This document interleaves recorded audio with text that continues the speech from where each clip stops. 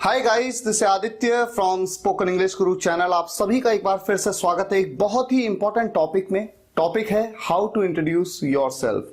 अपना परिचय कैसे दें। Guys, you may be a student. आप एक स्टूडेंट हो सकते हो। You may have to introduce yourself in your new class. आपको अपना इंट्रोडक्शन अपनी नई क्लास में देना पड़ सकता है। You may be in an interview. आप एक इंटरव्यू में हो सकते हैं। You may have to introduce yourself before the interviewer. आपको इंटरव्यूअर के सामने अपना इंट्रोडक्शन देना पड़ सकता है। इंटरव्यूअर कौन होता है? जो इंटरव्यू लेता है।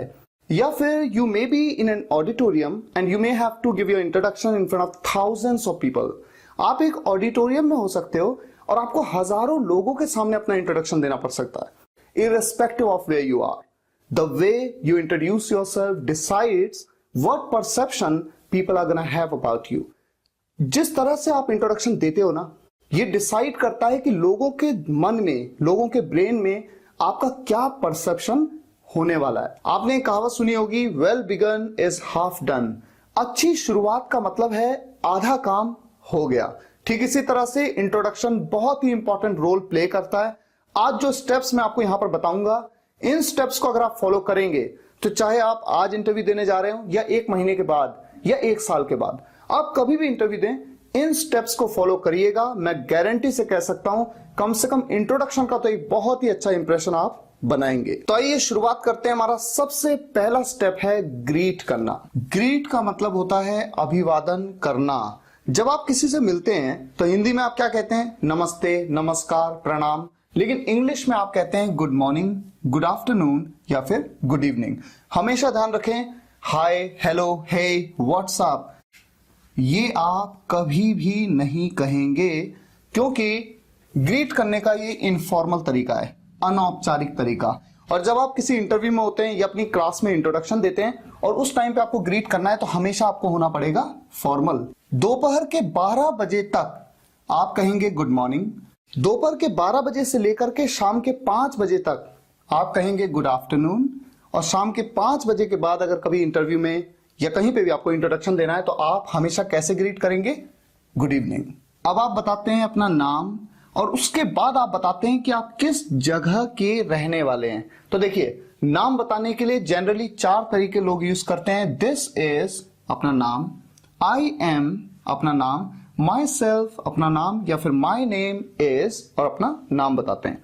लेकिन तीसरा तरीका माई सेल्फ के साथ अपना नाम बताना, ये ग्रामेटिकली इनकरेक्ट है। माई सेल्फ एक पजेसिव प्रोनाउन है और पजेसिव प्रोनाउन के तुरंत बाद एक नाउन का यूज इस तरह से नहीं किया जाता। तो आप इन 3 तरीकों से अपना नाम बता सकते हैं। हालांकि आपको मैं जरूर कहूंगा सबसे बेस्ट तरीका है माई नेम इज और जो भी आपका नाम है। My name is Rahul, my name is Aman, my name is Priya, my name is Riya, my name is Shweta, my name is Rashmi, जो भी आपका नाम है, इस तरह से आप नाम बता सकते हैं। और उसके बाद आता है प्लेस। 2 तरीके आपके सामने हैं। आई बिलोंग टू, कहां के आप रहने वाले हैं। मान लीजिए आप रहने वाले हैं देहरादून के, आई बिलोंग टू देहरादून, या फिर आई एम फ्रॉम देहरादून। इन दोनों तरीकों से आप बता सकते हैं कि आप किस जगह के रहने वाले हैं। एक इंपॉर्टेंट पॉइंट और है, मान लीजिए कि इंटरव्यू देहरादून में ही हो रहा है और तब मैं कहना चाहता हूं कि मैं देहरादून का ही हूं। देहरादून का ही, ये जो ही वर्ड आया, ये मैंने क्यों यूज किया? क्योंकि देहरादून में इंटरव्यू हो रहा है, तो मैं कहता हूं मैं देहरादून का ही हूं। अगर देहरादून में इंटरव्यू हो रहा होता और मैं होता दिल्ली का, तो मैं क्या कहता? मैं दिल्ली का हूं।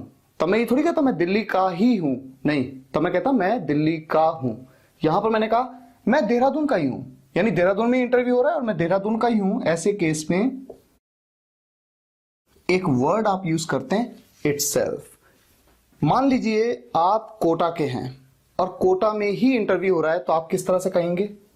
आई बिलोंग टू कोटा इटसेल्फ, या फिर I am from Kota itself. इसका आप यूज करते हैं। That's it.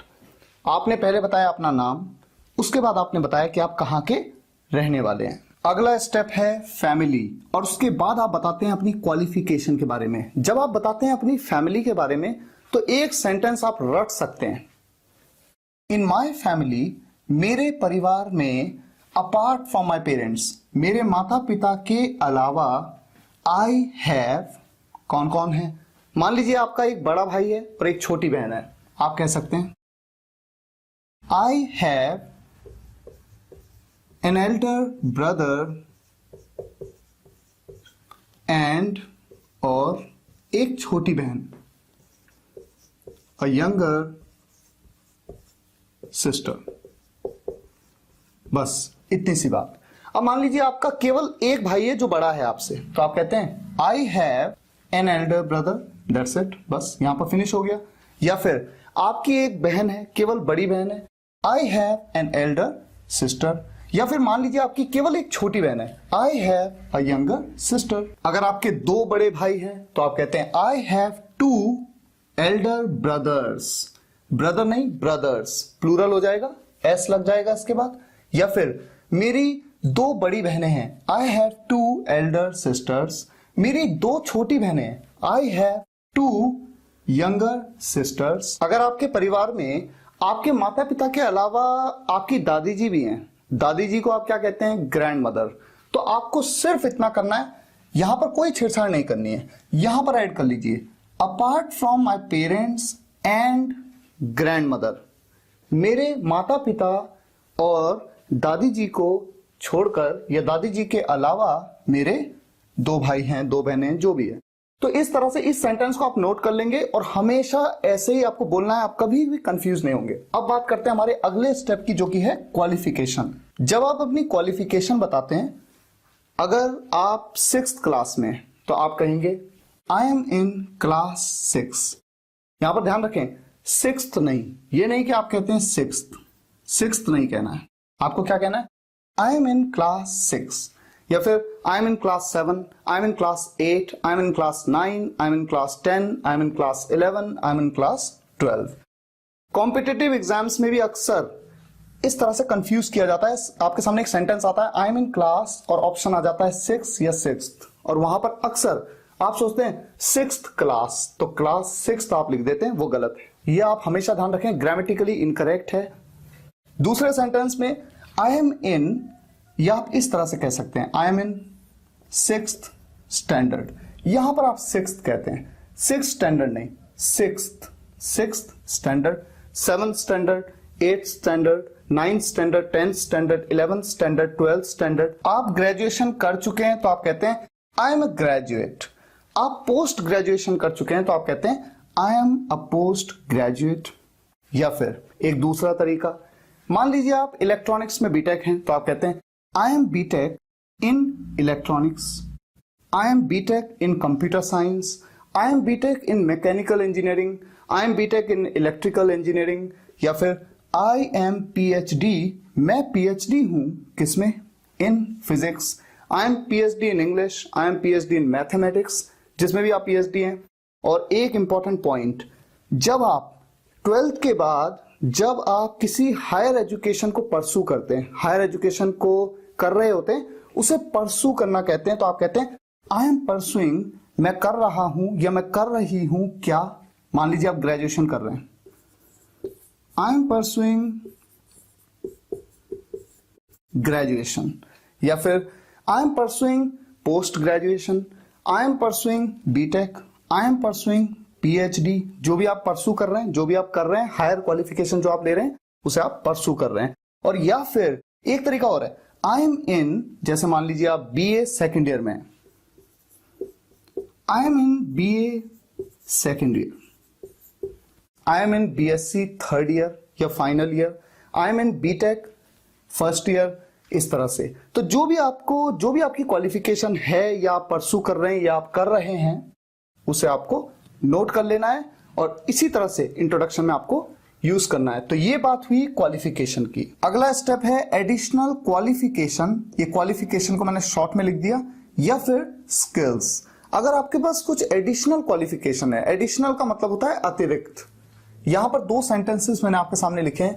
पहला सेंटेंस, आई हैव डन, मैं कर चुका हूं क्या, 6 months बेसिक कंप्यूटर कोर्स, 6 महीने का बेसिक कंप्यूटर कोर्स फ्रॉम मतलब से, कहां से, इंस्टीट्यूट का नाम आप बता सकते हैं, XYZ इंस्टीट्यूट, जो भी इंस्टीट्यूट का नाम हो वो बता दीजिए।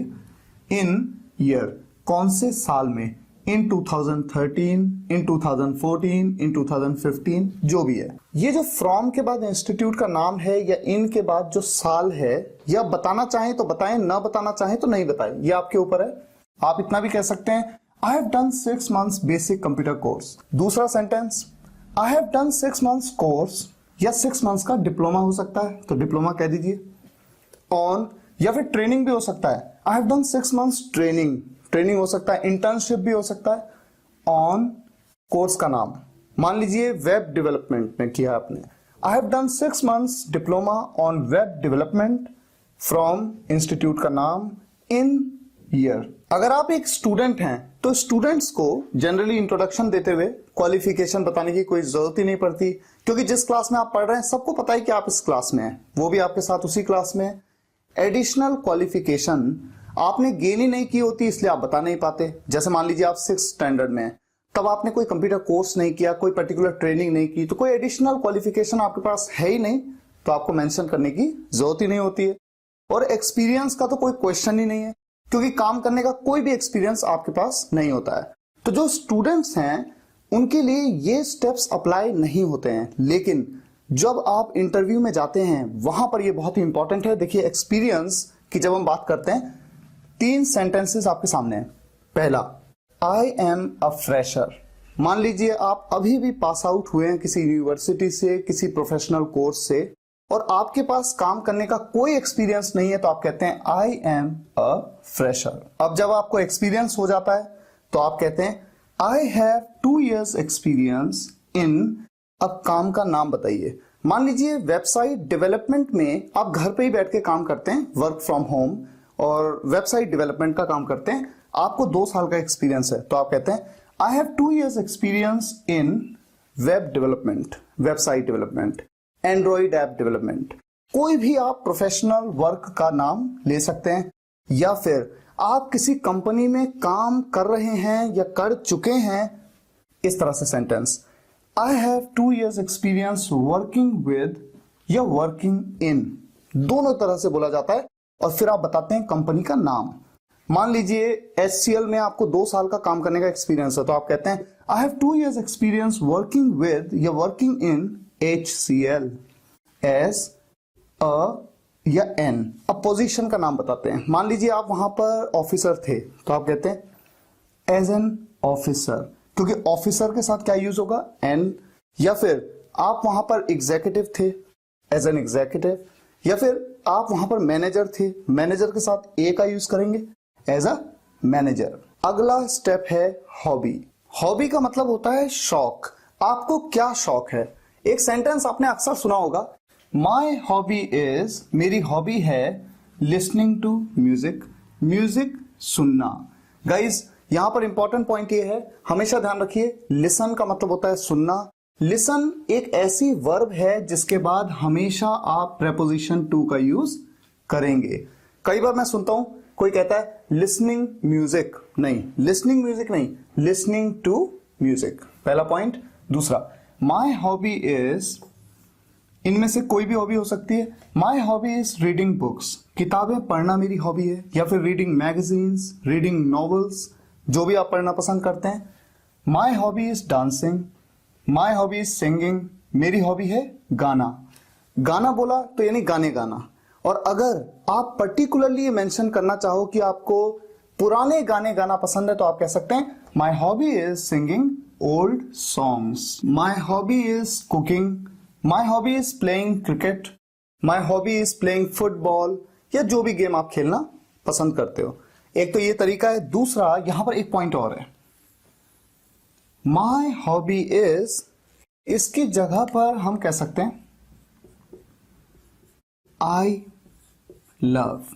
इतना, I love listening to music, I love reading books, I love dancing, singing, cooking, या फिर I love playing cricket, I love playing football. ये है एक तरीका जिस तरीके से आप बना सकते हैं। तो जो भी तरीका आपको कंफर्टेबल हो आप उसका यूज कर सकते हैं। अब ऐसा भी तो हो सकता है कि आपकी हॉबी एक ना हो बल्कि एक से ज्यादा हो, आपको म्यूजिक सुनना भी पसंद हो और किताबें पढ़ना भी पसंद हो, तो ऐसे केस में आप कहते हैं रीडिंग। और मान लीजिए आपको न्यूज़पेपर पढ़ना पसंद है, तो आप कहते हैं रीडिंग न्यूज़पेपर। इस तरह से आपकी 2 हॉबीज हैं। और या फिर आप यहां पर माई हॉबीज आर, इसकी जगह पे किसका यूज कर सकते हैं? आई लव का। I love listening to music and reading newspaper. तो इस तरह से आप इंट्रोडक्शन देते हैं और इंट्रोडक्शन देने के बाद जो आखिरी स्टेप बनता है वो है एंड कर देते हैं। किस तरह से एंड करते हैं? क्या बोलते हैं आप कहते हैं That's all about me. That's all about me. Thank you. उनका धन्यवाद भी करना है आपको। That's all about me. Thank you. इस तरह से आप अपने इंट्रोडक्शन को एंड कर देते हैं। गाइस, आप सभी स्टूडेंट से मेरी रिक्वेस्ट है, इन स्टेप्स के हिसाब से आप अपना इंट्रोडक्शन तैयार करिए और इस वीडियो लेक्चर के कमेंट्स में आपको जरूर लिखना है। एक एक स्टूडेंट को लिखना है इन स्टेप्स के अकॉर्डिंग। मुझे उम्मीद है ये वीडियो लेक्चर आपको पसंद आया होगा। पसंद आया हो तो लाइक करिएगा और शेयर जरूर करिएगा अपने सभी फ्रेंड्स के साथ, ताकि देश के हर छोटे से छोटे गांव के स्टूडेंट्स तक इन वीडियोस का बेनिफिट पहुंच सके। अगर आप इंस्टाग्राम और फेसबुक पर मेरे साथ अभी तक नहीं जुड़े हैं तो आप जुड़ जाइए। लिंक मैंने डिस्क्रिप्शन और कमेंट्स में दिया है। Thank you so much for watching this video guys. See you in the next video lecture. Take care and good bye.